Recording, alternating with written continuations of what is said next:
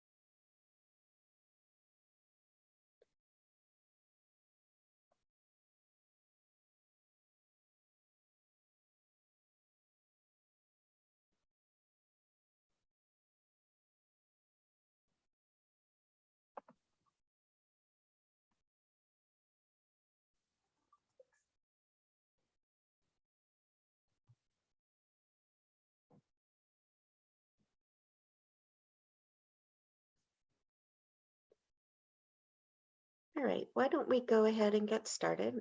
I think we'll probably pick up more people as we go. Thank you so much for joining us today. We want to talk to you about helping families claim a credit that will really make a big difference in their lives. I want to lift up just a couple of minor housekeeping things, and then I'm going to introduce Dr. Bob Sanborn. First of all, we will take questions at the end of this webinar, but you can put your questions in the Q&A at any point in the webinar, and then we'll go back and answer them after the speakers are done. And second, this is going to have a live transcript service.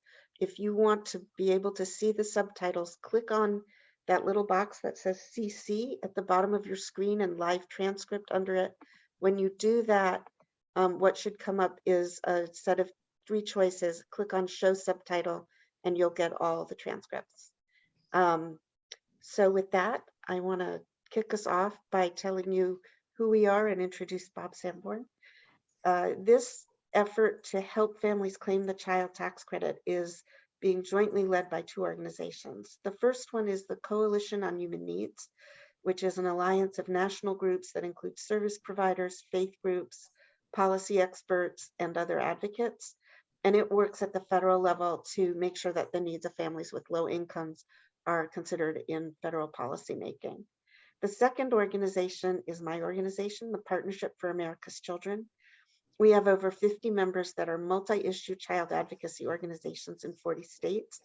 Children at Risk is one of our members, and indeed, Dr.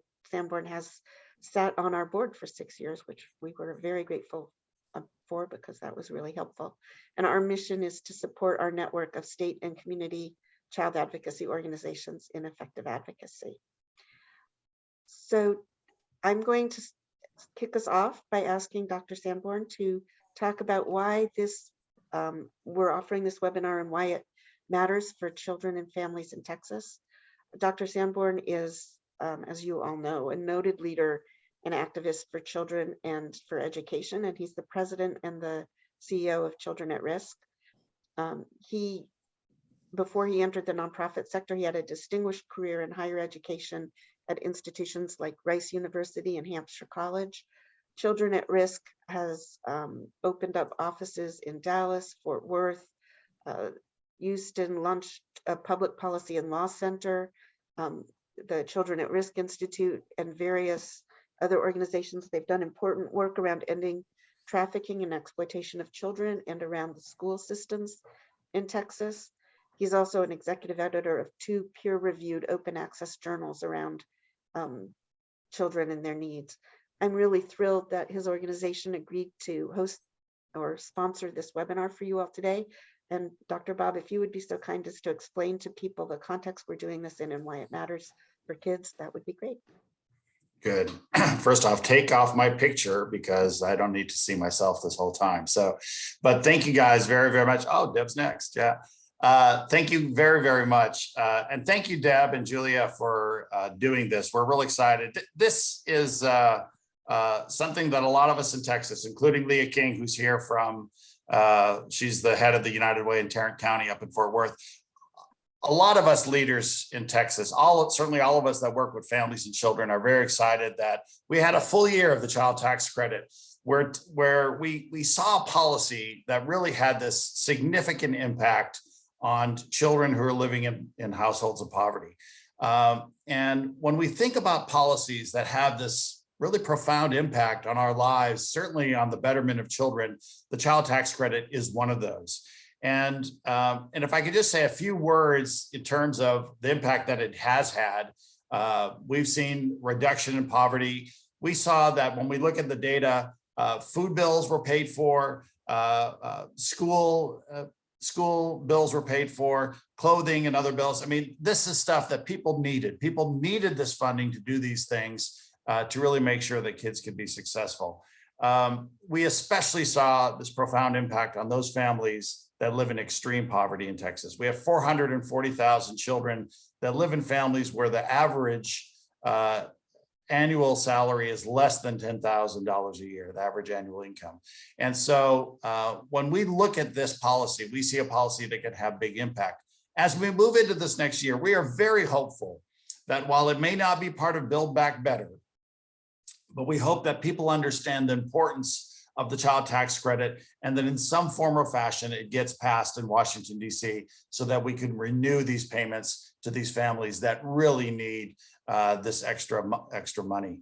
But during this year, we know that we still can help a lot of families that haven't filed for income tax, maybe never planned to file for income tax, but we know that we could still get that in many cases up to $10,000 for a family of three, that could be that those families can still get this year, but for last year. And so we want to invest in children. We know that parents, when they get these funds, they invested in children. And if we want to see here in Texas, our children be as successful as we know that they should be, we're going to need programs like this, policy programs that we know that work. And so I'm excited that we're going to be able to talk about this today, that Deb and Julia are going to be able to explain a little bit of how organizations across the state of Texas can take advantage of this to help all these families and these children. And I know a little bit later, Leah King from Fort Worth is going to be able to talk a little bit about how they've used this in Fort Worth. Through all of this, we know that the Texas Family Leadership Council, which Leah and I are a big part of, we are representing organizations all across the state of Texas as we fight to make life better for families and children. We know that our members want to take advantage of this. And I know that many of you on this call are members of the Texas Family Leadership Council. And on behalf of all the team at Children at Risk as well, please use us as a resource as you move forward on this. And so with that, Julie and Deb, take it away. And thanks so much for doing this, guys. We love it when, and it doesn't happen very often, that national organizations want to pay special attention to Texas. We know they should. 1 in 10 children born in America is born in Texas. But we so appreciate that you guys are here. Thank you so much. Well, and thank you so much for hosting this webinar for us, because we know the kids are there and that the kids need this help. And as you say, it can be really important, and the families do invest the money in their kids. So what is the expanded child tax credit? Last year, Congress and the president created an expanded child tax credit just for the tax year of 2021. This credit was expanded in 3 ways, which I'll explain in a moment. And because of those expansions, if we can reach all the families that are eligible for it, we can cut the number of children and families in poverty by about 40%. It can also lift over 1 million children over half the poverty line. So that's helping the kids in the deepest poverty who get the biggest benefit from it. But those are also the families that are least likely to get it unless we tell them how to. And you can help families claim that full credit. This whole webinar is to give you tools and resources to make it easy and simple and inexpensive for you to do that. So let's talk about the ways it was expanded. First of all, it was expanded so that people could get half of the child tax credit in 2021, and then the second half when they file this year. And for the families who didn't get the first half last year, they can get the full credit if they file a tax return in 2022. So it's really important that everybody knows that they have to file a tax return, but it's particularly important for the people who didn't even get the first half. Secondly, the amount of the credit was nearly doubled. It used to be $2,000 per child. For 2021, it's $3,000 for any child age 6 through 17 and $3,600 per child for kids under 6. And thirdly, and then the last two pieces of this are the most important part for the kids who need the money the most. There's no minimum earned income requirement. So families that had absolutely no earnings at all can still get the full credit. Those might be families where the parent is disabled, so they're living on Social Security benefits, or grandparents living on Social Security and raising children, or families that during the pandemic were unable to work and so they had no earned income all year. They can still get the full credit. The other piece of this is that it's what we call fully refundable, which it means that even if families don't owe a penny in taxes, they can get the full benefit of the credit and it will be paid to them. And that's not an easy concept always for families to understand, but what it really means is even if you don't have $1 in income and if you don't owe $1 in taxes, you can get the full amount of that credit as a tax refund. So next slide, please. Let me give you an example. Imagine a family that has one adult, a 4-year-old, a 13-year-old, and a 15-year-old. That means that if they didn't get their first half of the credit last year, by filing a tax return, they can get $9,600. In fact, they're very likely to get even more than that. The reason they didn't get the credit the first half last year is because they probably never claimed their stimulus payments. When they file a full tax return, they'll get the third stimulus payment. They may be eligible if they had some earnings to get their earned income tax credit. So some families with this size could easily end up getting closer to $20,000. You can imagine that's really, really significant money for families that are struggling to get by on unemployment or odd jobs or food stamps. Next slide, please. So why are families at risk of missing it? I think we all know that most families got it paid automatically. Well, those families got it paid automatically because they had filed a tax return in 2019 or 2020 or claimed the economic stimulus payment. So the IRS knew who they were, where they were, that they had kids in the household, and how to pay them money. But we have about 4 million children or more that are at risk of missing out altogether, because the IRS had no idea who they were or where they were. And unfortunately, Black and Latinx kids were disproportionately excluded from the full CTC even before it was expanded. And right now, they're even more likely to miss out on it, even though they're eligible. The reason that we're talking to you today is that you can help these families claim the child tax credit. Our message research shows that community organizations are trusted when they share information about this. And it may sound daunting, but in fact, you don't have to be a tax expert to help these families. You don't need to talk them through the tax credit or help them file. What you need to do is explain to them that they're eligible and get them to your local free tax filing services that will help them file. Next slide, please. So let me talk a little bit about who's eligible for this expanded child tax credit. When the adult files the tax return, they can either have a Social Security number, or if they don't have a Social Security number that's valid for employment, they can file using what's called an individual taxpayer identification number. And millions of people who are not documented for work in this country file taxes with ITINs every year. However, the child has to have a Social Security number, which most commonly happens when the parents came here and then the child was born here. There's a lot of families like that in Texas, of course. Secondly, they have to have a set of biological relationships with the child. They must be either the parent of their own biological or adopted child. It could be their grandchild, their stepchild. It could be a younger sibling or step sibling or half sibling, or it could be the descendant of any of these. So a great grandparent can claim it for their great grandchild, for example. It's also a credit that a foster family can claim if the foster child was formally placed by a government agency or a court order.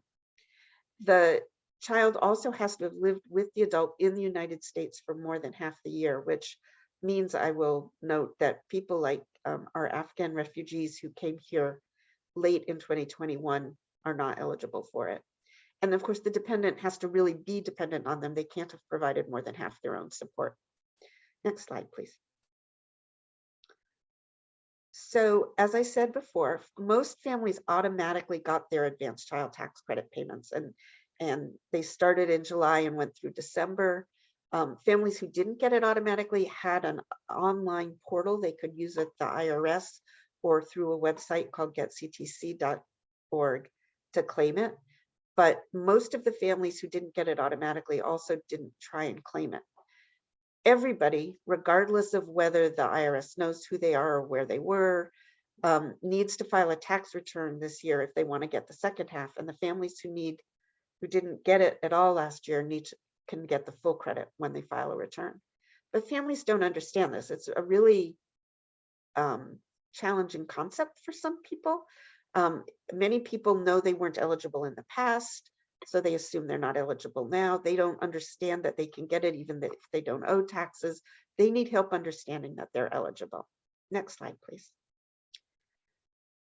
I want to give you a sense of the timeline we're working on because it's not just tax season. Tax season started January 24th, and around that time, the volunteer income tax assistance sites opened around the country. These are commonly called VITA sites.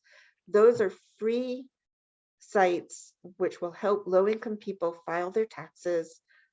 They have trained volunteers who actually sit down and work with the families where they need it. And they are taking people right now, and I'll talk in a little bit about how to find them and what people need to know to go to them. By April 18th, anybody who had enough income that they're required to file taxes either has to have filed taxes or requested an extension. But a lot of the families we're trying to reach don't have a filing obligation because their incomes are so low. They can file at any time throughout 2022, even if they don't request extensions. And while people should request extensions, as a practical matter, if people are due refunds, even if they don't request an extension, they're not going to face a filing penalty. Now, even after April 18th, there's going to be new opportunities to help people get the credit. Sometime in April or probably May at this point, that getctc.org website that I mentioned is going to get opened up again for 2022. And that's a simplified online filing portal. People who are not required to file can claim the child tax credit using very little documentation because they don't have a full filing obligation. So for families who didn't fill out a full tax return, don't have the documents, or just find it overwhelming, this is a very simple way to help them claim the credit. And we're urging everyone now to go and file a full return, but we're also going to come back in April or May when that portal opens up and say, try and get families to use that. And that portal is going to stay open through late fall of 2022. So this is something that people can work on, encouraging people to claim the credit throughout pretty much all of 2022. Next slide, please. So how do they do it? Because you're not tax experts and nobody's suggesting you should become a tax expert. One way you can help them is you can help them find their local VITA site using the link that I've given you above.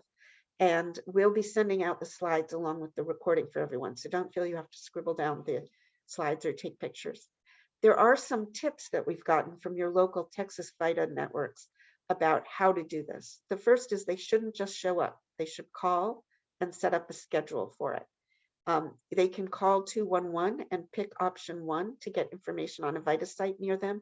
And in Texas, apparently some of those 211 call specialists may actually be able to help them schedule the appointment. When they schedule an appointment, it's really important they know that if they are married and they're going to be filing a tax return together, which most married families do, they both have to go to the appointment. So they better make sure they're picking an appointment time when they're both available. The other ways that people can get help filing a tax return is they can go to a website called getyourrefund.org, which is available in English or Spanish. And that has several ways that it can help families. The first is that if families are comfortable with filling out the information using an online system, much like some of the software you can buy, this is free. They can access a free do-it-yourself tax filing service that actually has a chat service to help them when they need questions answered. So that's option number one. Option number two is they can work online with a live VitaSite volunteer. They can upload their documents. They can talk to that volunteer to discuss their situation in depth. They don't have to go into a site, but they can work directly with a live person to make sure they understand everything. That site will also connect them to VitaSites. As we said, you can do that directly, but getyourrefund.org will do that. But the other thing that people can do at getyourrefund.org is if they don't want to do a full return, if they don't have the documents or they're overwhelmed by it, they can just sign up to be notified when that online simplified portal will open up in probably May of 2022. Next slide, please. There are other free tax assistance options. The ARP Foundation has a system that is focused on helping either individuals who are over 50 or have low to moderate incomes, and you can use this locator to help steer a family to their help. And then, unfortunately, some people are going to have problems. They either are going to have some kind of tax dispute with the IRS, or in some cases, two different people are claiming the child tax credit for the same child. Maybe the parents are separated. There are low-income taxpayer clinics which don't usually file taxes for people, but will represent them if they have a dispute. If, for example, they claimed a refund and the IRS said they weren't eligible for it, the low-income taxpayer clinics can help with that. And this other link will help you find your local clinic to help families when they've got a problem with their return. Next slide, please. Finally, although there are lots of free resources, and we really would prefer that these very low-income families get their help free and don't have to pay for it, we recognize that some families are going to use paid services because the amount of money available is so important that they don't want to miss it just because their local VitaSite has a long line or can't serve them. So some families are probably going to use paid services.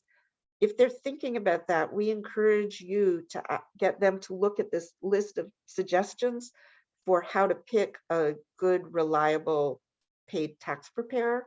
And we also encourage you to tell them to make sure that the tax return really does describe accurately the information on it, how much income they had, who's in their family, basic things that they really do know. Next slide, please. We talked a few minutes ago about how the adults in the household either have to have social security numbers or this number called the ITIN.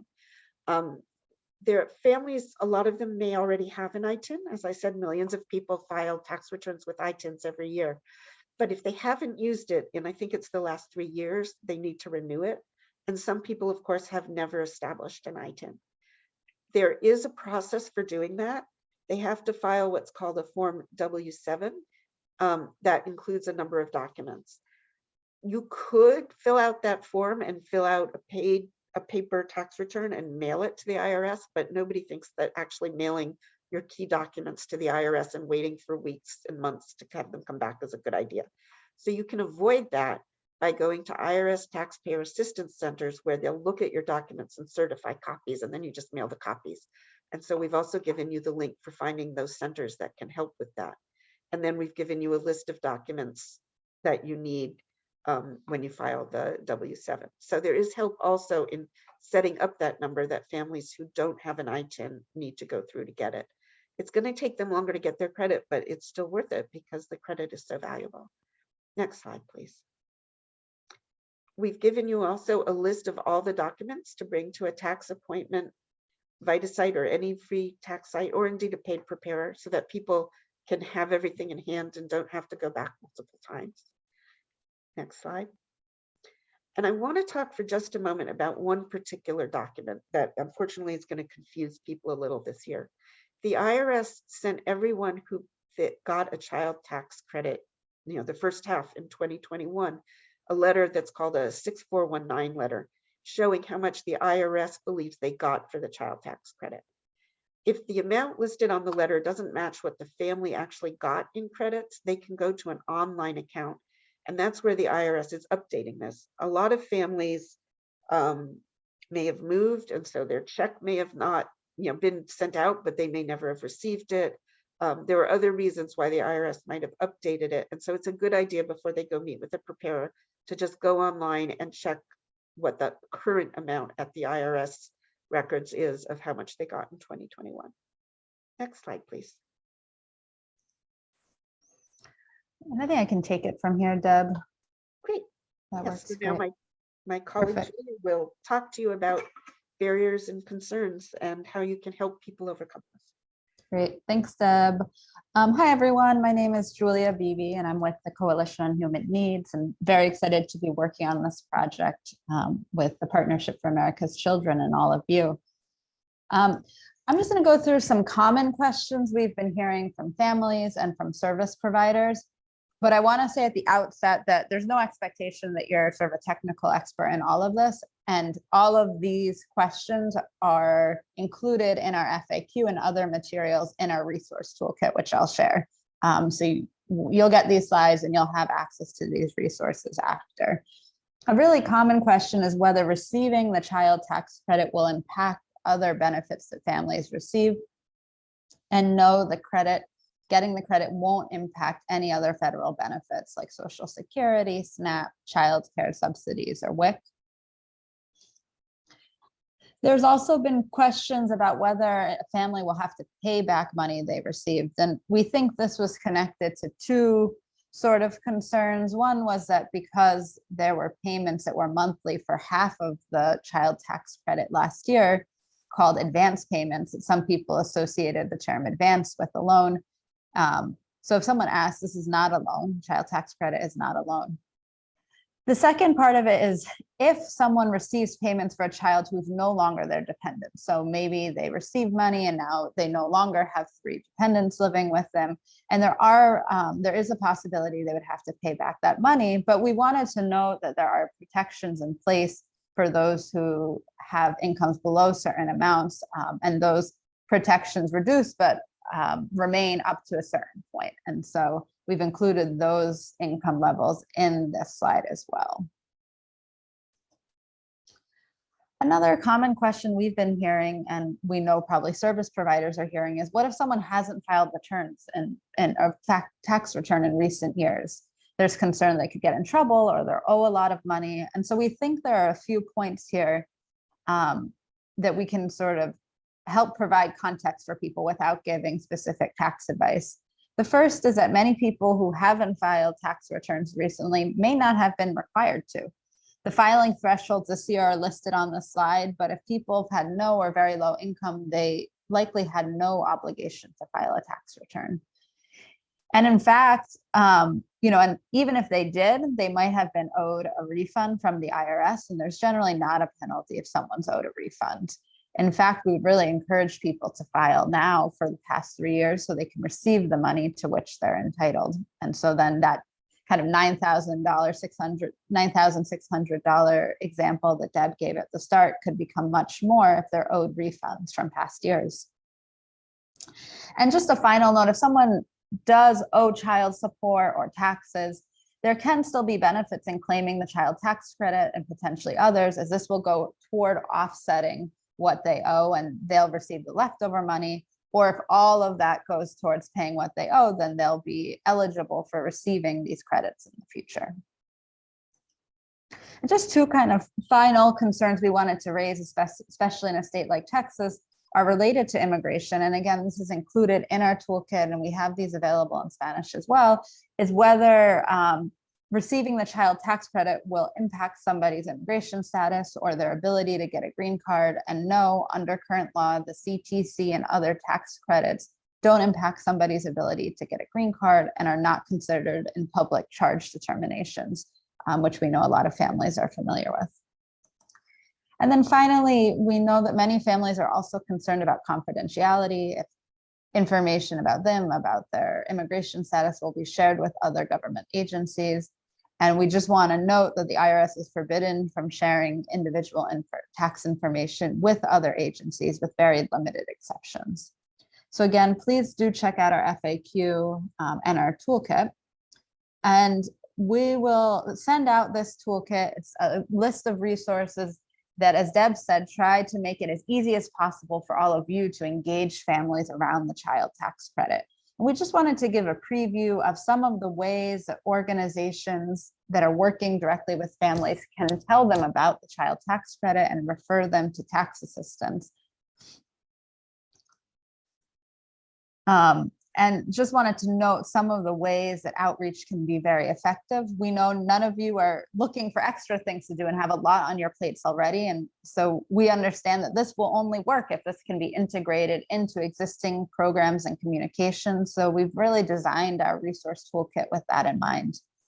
A lot of research and studies and lessons learned from last year's outreach around the child tax credit show, of course, that people need to get this in a language they understand, but that getting it multiple times helps. So it's actually, rather than being annoying, it can have sort of an additive effect that people continue to go back to messages. And when they hear that message multiple times, they're more likely to take action.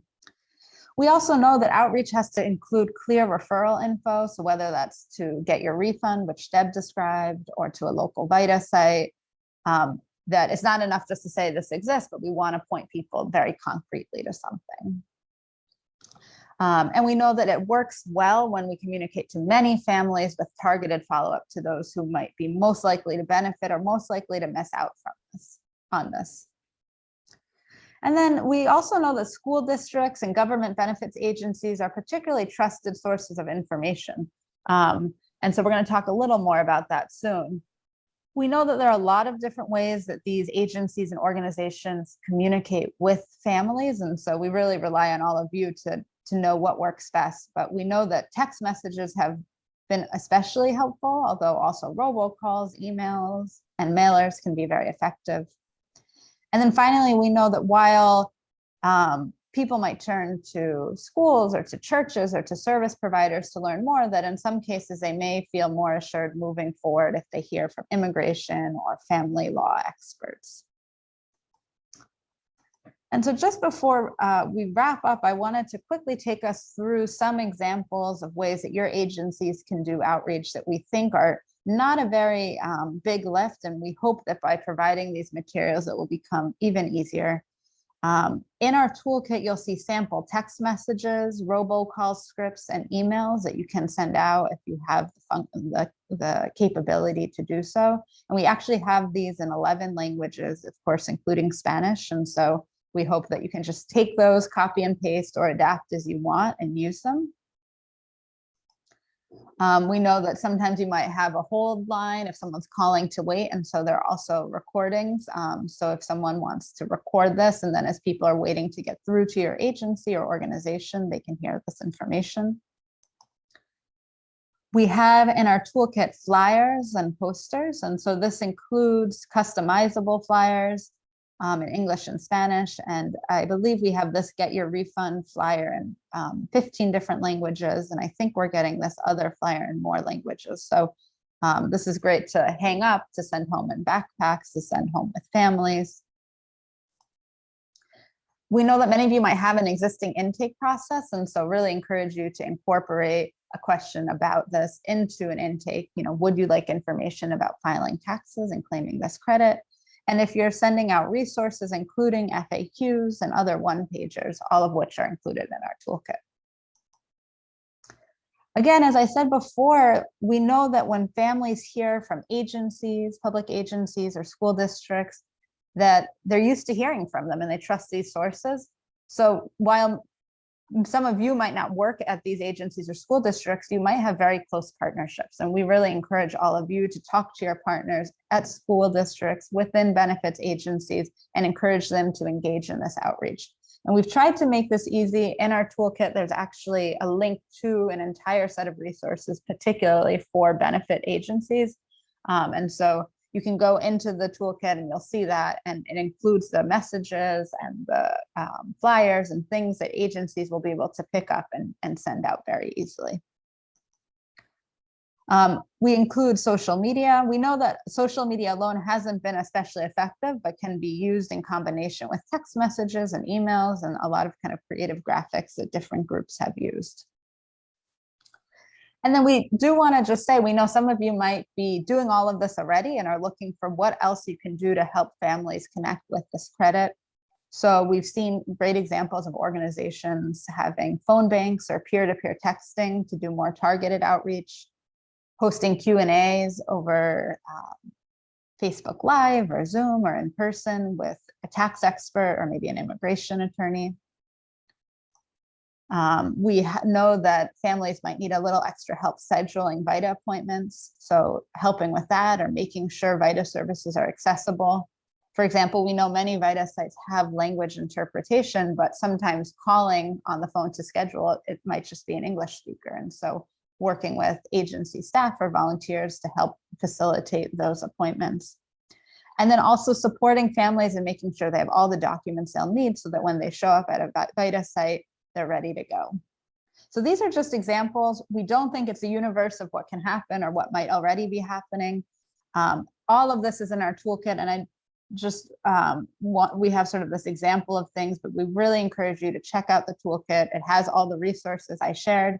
And just 2 quick notes about it. You'll see in red any materials that are available in Spanish currently, and that's kind of a live document. So check back frequently. If you're wondering when something will be available, don't hesitate to email.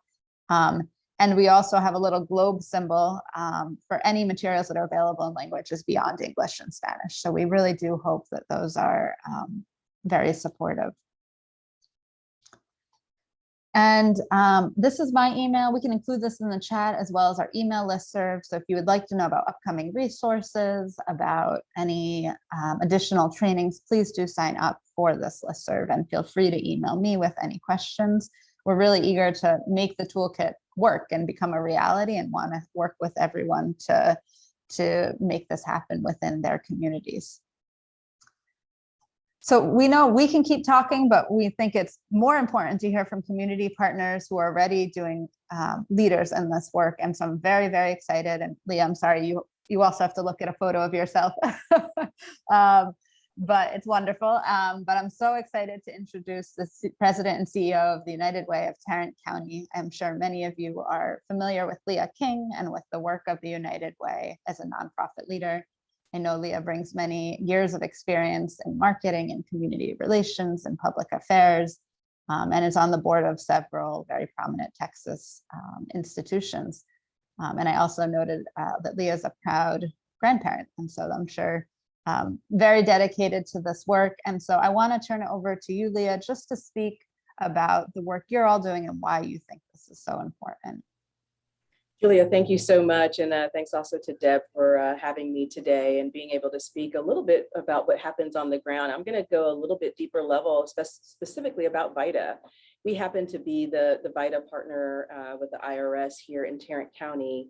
And we've been doing this since 2010.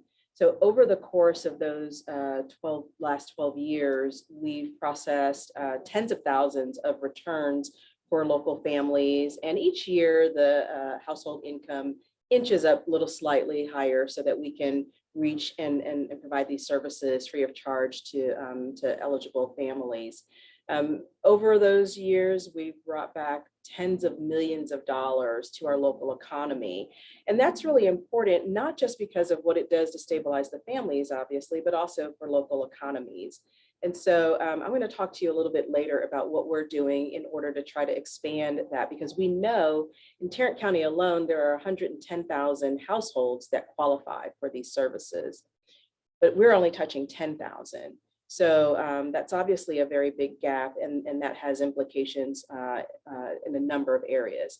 So our approach is this: we set up our sites early in the year, as you heard Julia describe, generally by mid-January, the VITA sites start to open. In our county, we have 14 sites available. We work closely with local municipalities, specifically the cities of Arlington and Fort Worth.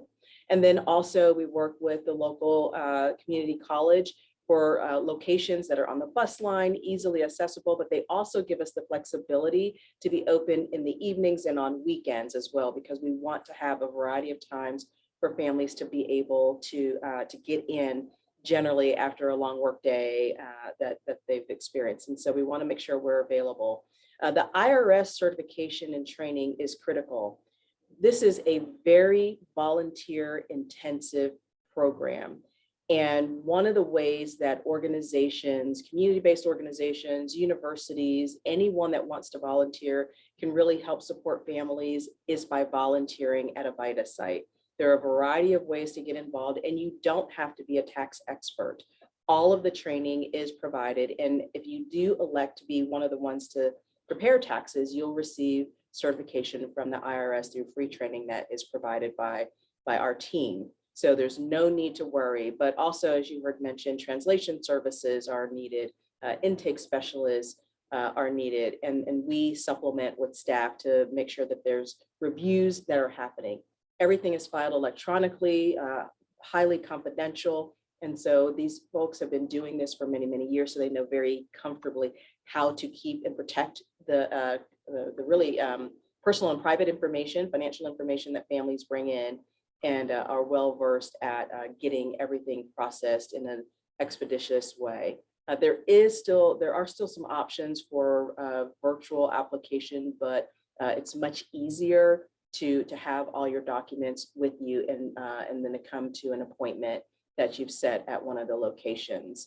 One of the things that we like to do beyond just this tax prep is to make sure that families begin to get on a path to earn their way out of eligibility for these services. And what we mean by that is we connect them with financial coaching services so that they can start to build a strategy to help them save and create an emergency fund and also pay down debt. And then thirdly, have some time and some resources set aside for some fun for the family. And so we walk them through a process of how to do that. We also provide them with access to job training and different skills through another partner that will connect them with certifications and things that might help them increase their overall earning potential.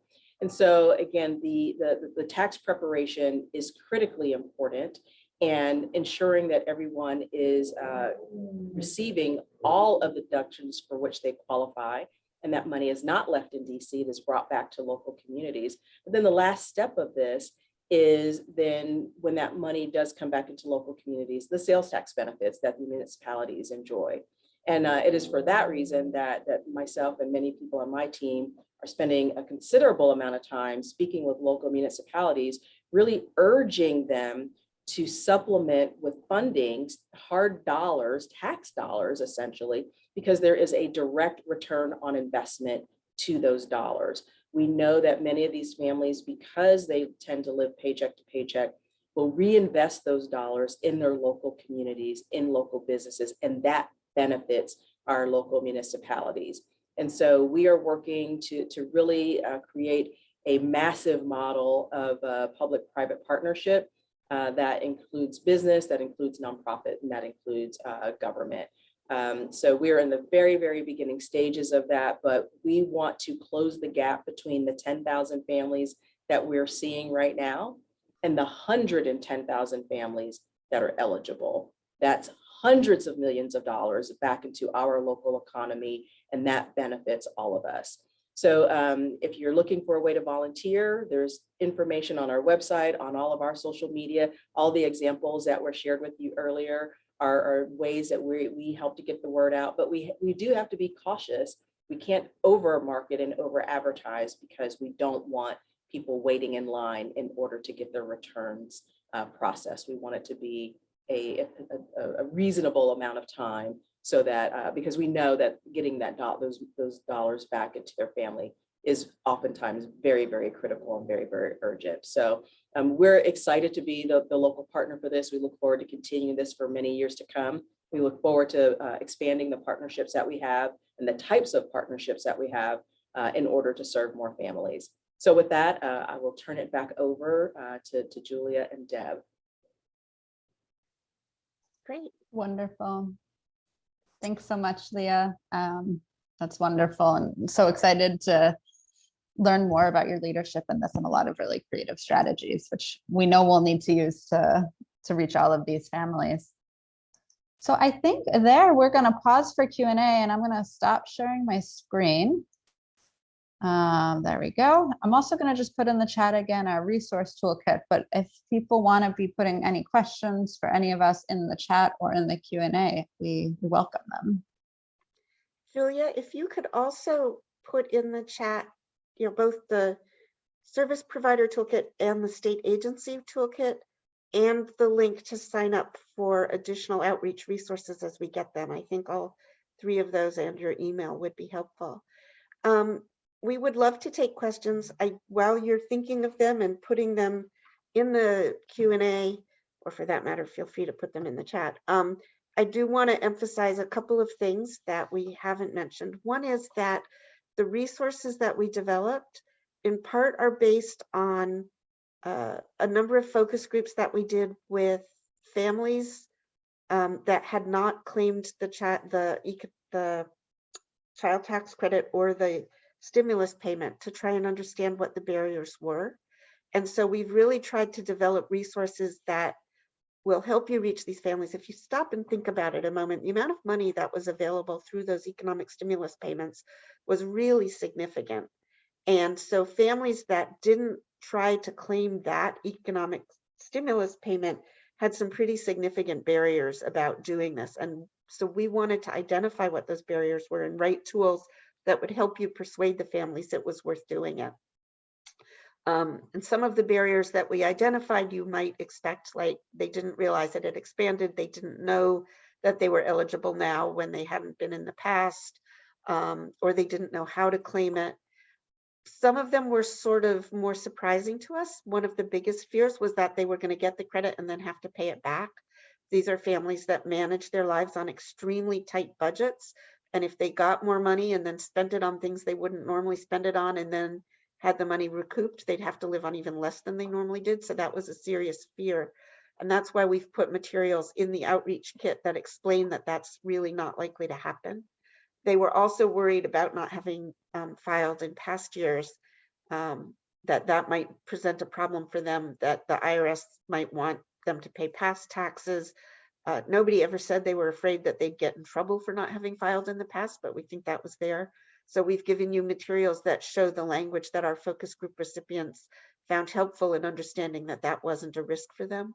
So we tried to weave everything that we learned from our message research into the toolkit itself, so that while they might not jump out at you as you pull stuff out of the toolkit, we think it will really help you encourage people to claim, the child tax credit and to file their taxes who haven't reached out for significant amounts of resources through the tax system in the past.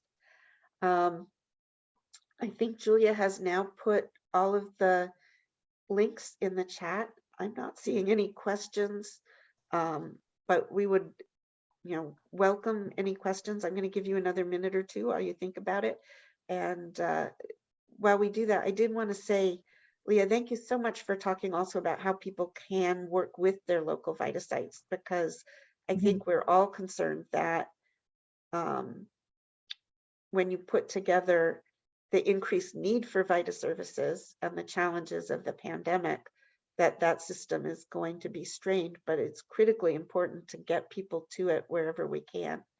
And we're very lucky to also have the Get Your Refund site, which will steer people to the resources where they can get the most help that they need. I also want to lift up what Julia just put in the chat, which is that we are partnering with Unidos US to provide a training in Spanish for frontline staff next Tuesday. And you can feel free to share that. I think that's the actual registration link, Julia? Yes, that's right. So if you click that, it will allow you to register. Because we know a lot of frontline staff are primarily Spanish speakers, and we thought this was going to be more helpful for them.